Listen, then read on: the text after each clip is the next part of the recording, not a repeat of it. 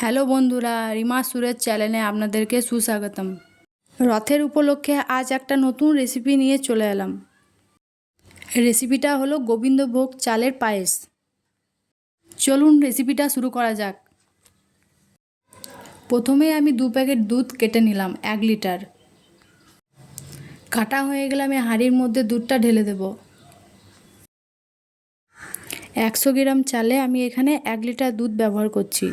পায়েস করার জন্য যে সামগ্রীগুলো লাগে সেগুলো হলো দুধ, চাল, বাতাসা, মিছরি, ছোটো এলাচ, তেজপাতা আর কোচানো নারকেল। দেখুন আমি ওভেনটা ধরিয়ে নিয়েছি। তারপর দুধের হাঁড়িটা বসিয়ে নেব। তারপর দুধটা ফোটানো অবধি আমাকে অপেক্ষা করতে হবে। এরপর গোবিন্দভোগ চালটা একটা পাত্রের মধ্যে ধুয়ে নেব। দেখুন আমার দুধটা ফোটানো হয়ে গেছে।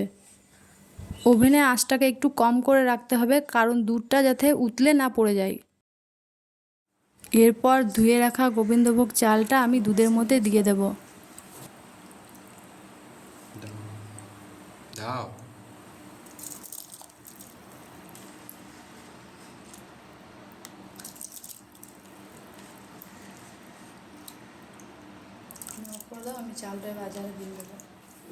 এরপর 2টো ছোটো এলাচ, একটা তেজপাতা দিয়ে দেব।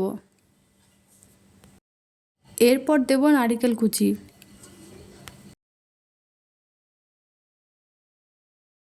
সব কিছু দেওয়া হয়ে গেলে এবার একটু একটু করে নাড়তে থাকতে হবে।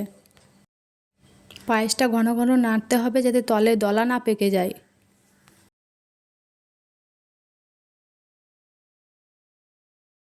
এরপর আমি মিষ্টির জন্য ব্যবহার করব বাতাসা। এরপর আমি মিষ্টির জন্য নিয়ে নিয়েছি 100 গ্রাম বাতাসা।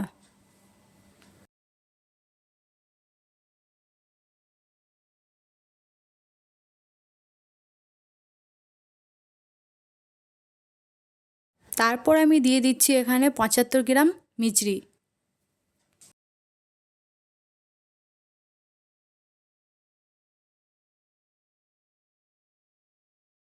একটু ফোটানোর পর আমি এর মধ্যে দিয়ে দেব কাজু আর কিশমিশ।